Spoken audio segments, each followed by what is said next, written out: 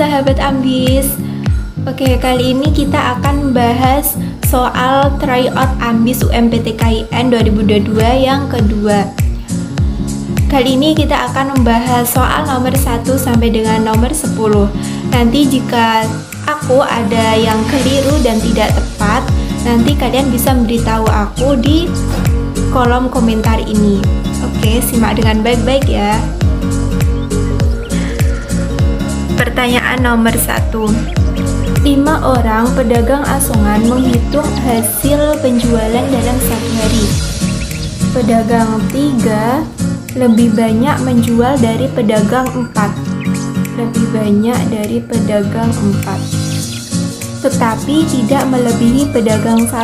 Berarti pedagang 3 lebih kecil dari pedagang 1. Penjualan pedagang 2 tidak melebihi pedagang 5. Berarti 2 lebih besar dari 5. Salah. Maaf. Tidak melebihi. Tidak melebihi berarti kurang dari 5. Dan melebihi pedagang 1. Berarti 2 lebih besar dari 1.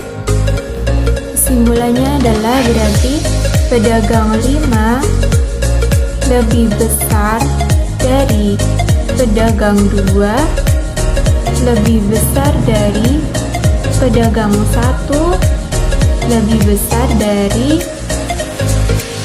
pedagang 3, dan lebih besar dari pedagang 4. Berarti di sini yang ditanyakan paling banyak.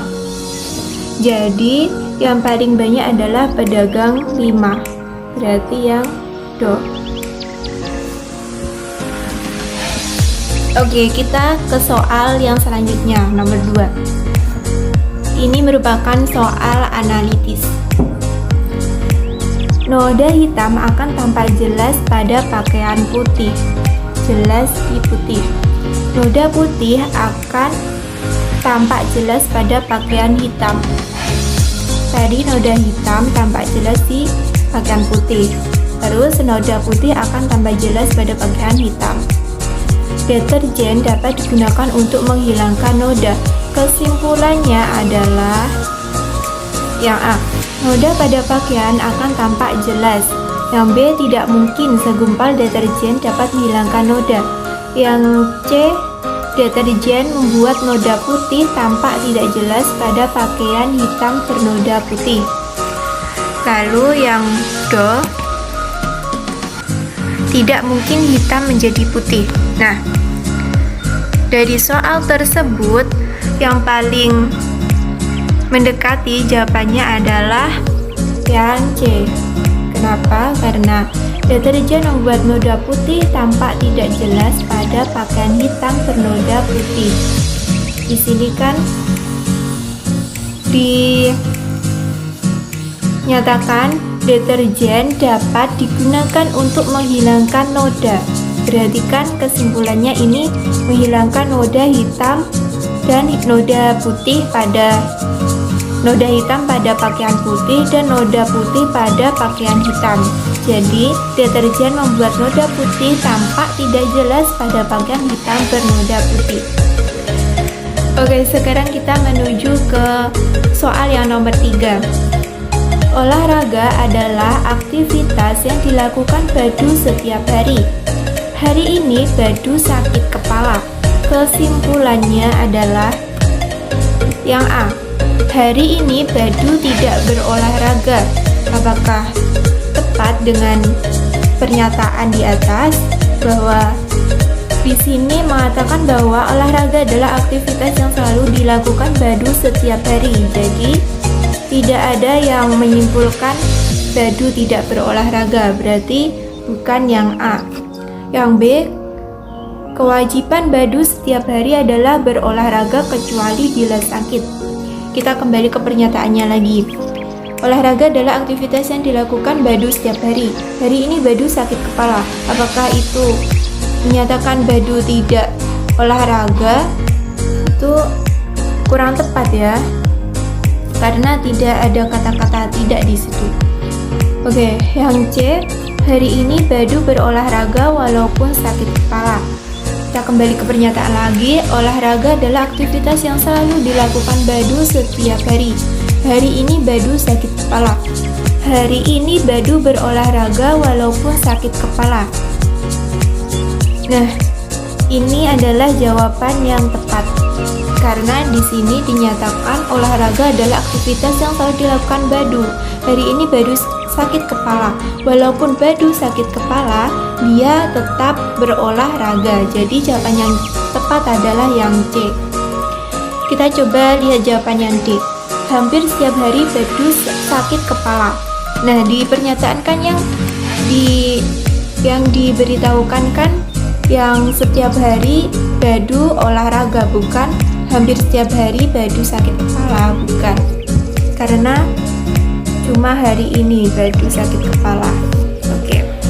Kita menuju ke soal nomor 4. Ini merupakan jenis soal analogi. Hewan senapan berburu. Oke, kita cari yang tepat, yang hampir sama dengan pernyataan yang diberikan. Jadi yang A, tanah, petani, sawah. Tanah digarap oleh petani di sawah. Yang B, nasi, sendok, makan. Nasi diambil dengan sendok untuk makan. Yang C, kita simpan dulu jawaban yang B karena hampir mendekati dengan yang pernyataan nomor 4, yaitu hewan senapan berburu. Kita menggunakan senapan untuk berburu hewan. Jadi meja, kursi, duduk ini tidak tepat ya, karena meja dan kursi ini sama-sama alat. Yang D, halaman ibu masak. Ini juga nggak tepat karena tidak nyambung. Oke, kita lihat yang A. Tanah digarap petani di sawah. Oh ya, ini juga tidak tepat. Berarti yang B, jawaban yang tepat yang B. Oke, selanjutnya kita menuju ke soal yang nomor 5. Ini merupakan jenis soal analogi juga. Kita lihat rekan rival. Nah, di sini kita harus mengetahui apa sih maksud dari rekan dan rival itu. Bahwa rekan itu artinya teman dan rival artinya saingan. Jadi rekan rival berarti itu kan antonim, lawan kata. Teman lawan katanya dengan saingan. Nah, di sini jawabannya berarti yang hampir mendekati dengan pernyataan nomor 5 tersebut. Yang A, pendukung penghambat. Nah, ini adalah antonim, berarti jawabannya sudah ketemu, yaitu yang A.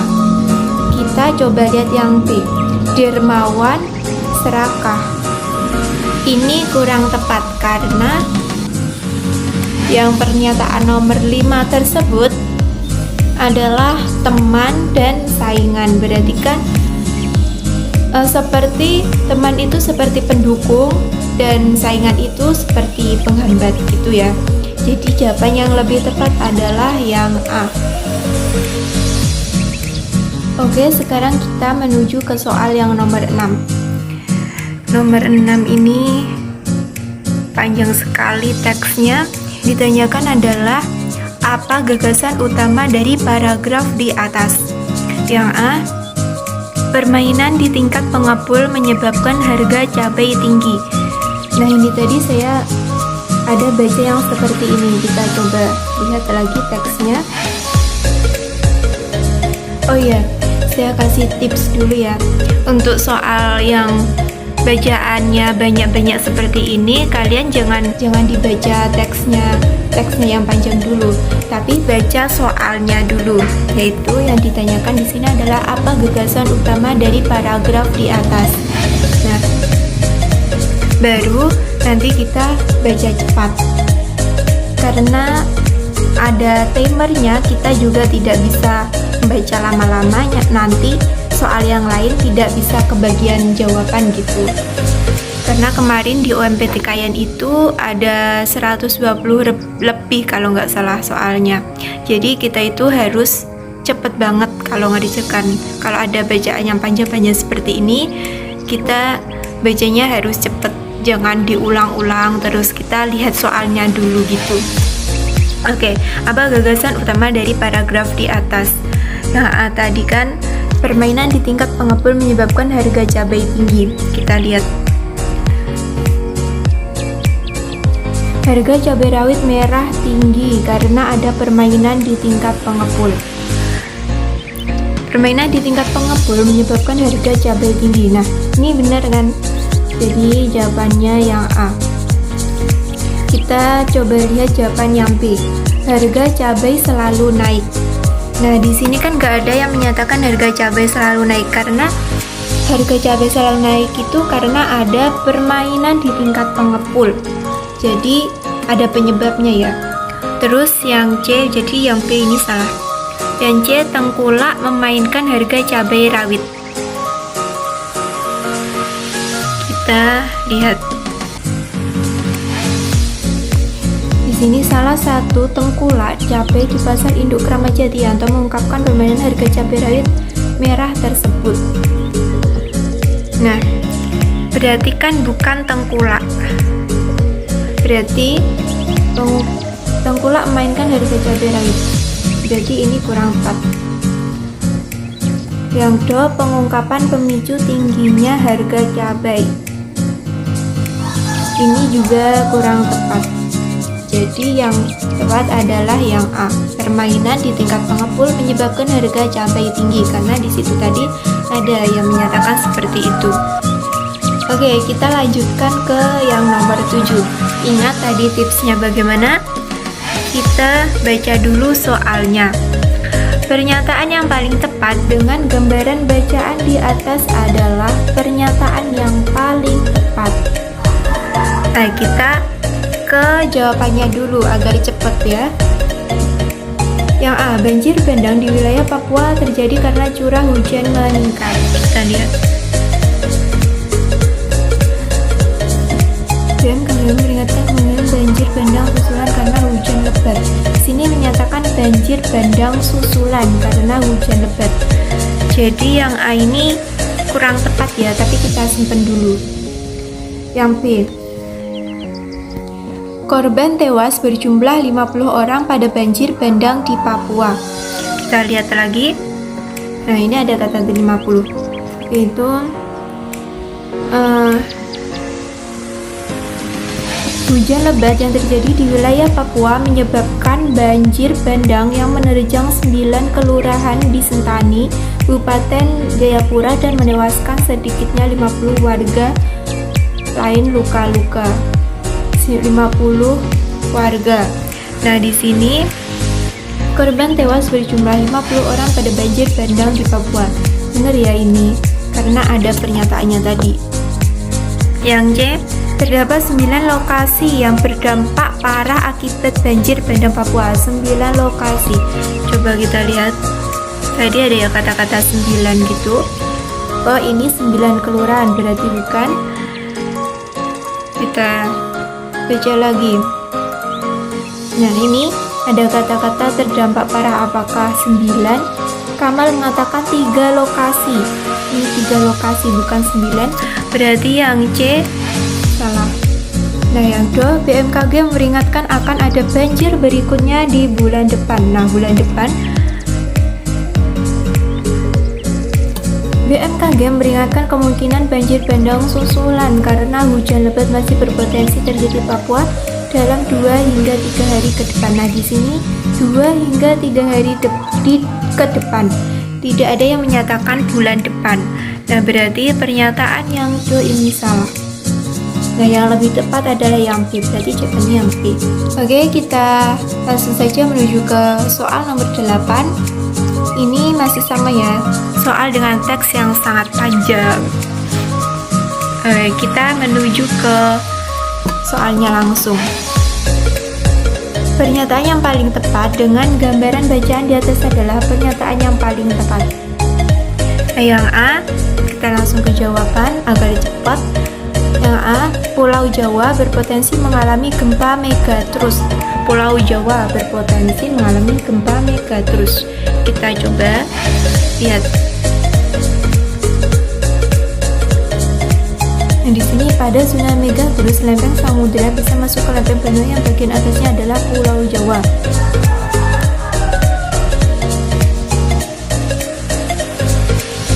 Zona yang dapat memunculkan gempa megatrus di Jawa dari 3 lokasi. Nah, tadi yang A, Pulau Jawa berpotensi mengalami gempa megatrus. Nah, di sini tadi pernyataannya ada kan? Berarti ini kita simpan dulu ya. Yang B, Pusat Studi Gempa Nasional melakukan penelitian gempa di Pulau Jawa. Pusat Studi Gempa Nasional.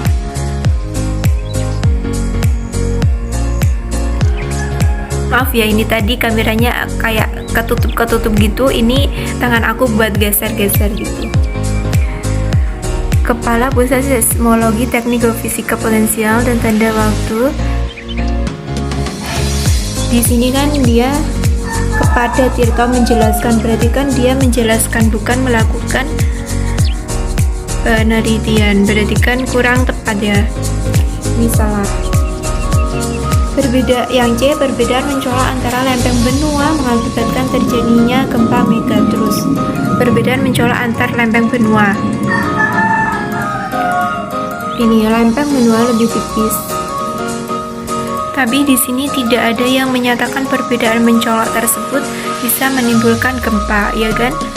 Nah, jadi ini kurang tepat. Yang D, zona megatrus merupakan zona terjadinya pertemuan antara lempeng Indo-Australia dan Eurasia. Zona megatrus merupakan zona yang terjadi pertemuan antara lempeng Indo-Australia dan Eurasia. Tadi ini apa yang disebut zona megatrus, yaitu zona tumbukan antara lempeng Indo-Australia dan Eurasia. Di sini kan tumbukan. Berarti kurang tepat ya kalau yang do ini, karena di situ yang sering disebut yang tentang ini. Yang A, Pulau Jawa berpotensi mengalami gempa megatrus. Jadi yang A, pernyataan yang paling tepat itu yang A. Lalu soal yang nomor 9. Kita ke soalnya langsung. Kata replika pada bacaan di atas memiliki arti replika. Replika di bacaannya mana? Sekresi bisa mereka pengarang replika Al-Quran raksasa. Replika Al-Quran raksasa. Nah, di sini yang A, tiruan, B, salinan, C, duplikat, D, kerangka. Kata replika pada bacaan di atas memiliki arti. Nah, yang lebih tepat itu yang tiruan. Karena kita melihat pada teksnya. Mereka mengarak replika Al-Quran, berarti kan mereka mengarak tiruan Al-Quran raksasa.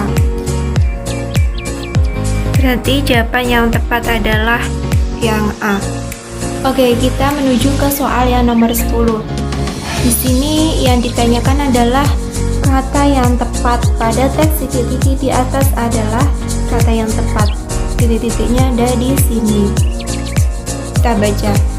Kementerian Perindustrian telah merancang Making Indonesia 4.0 sebagai sebuah roadmap atau peta jalan yang terintegrasi untuk mengimplementasikan sejumlah strategi dalam memasuki era industri 4.0. Guna mencapai sasaran tersebut, langkah titik-titik ini perlu melibatkan beberapa pemangku kepentingan, mulai dari institusi pemerintah, asosiasi, dan pelaku industri hingga unsur akademisi. Nah, kata yang tepat di sini yang A. Yang A, integratif. Integratif itu artinya penyatuan. Yang B, inovatif itu proses pengembangan. Yang C, kolaboratif itu seperti kerjasama. Dan akomodatif itu penyesuaian. Nah, di sini kalau guna mencapai sasaran tersebut, langkah integratif, langkah penyatuan ini perlu melibatkan beberapa pemangku kepentingan. Di sini kan yang terintegrasi untuk mengimplementasikan sejumlah strategi. Berarti kan disatukan guna mencapai sasaran dalam masuki era industri 4.0. Guna mencapai sasaran tersebut, langkah penyatuan ini perlu melibatkan beberapa pemangku kepentingan. Berarti kan menyatukan sejumlah strategi ini. Jadi yang lebih tepat adalah yang A. Dan segitu dulu pembahasan soal Tryout AMIS UNPTKIN tahun 2022 yang kedua. Oh ya, kenapa aku tidak membahasnya dari soal Tryout yang pertama? Karena linknya sudah hilang. Maafkan aku ya teman-teman. Oke, kita sambung lagi soal nomor 11 sampai 20 di kemudian hari. Oh ya, jangan lupa like, subscribe, dan share video ini jika menurut kalian bermanfaat. Terima kasih. Wassalamualaikum warahmatullahi wabarakatuh.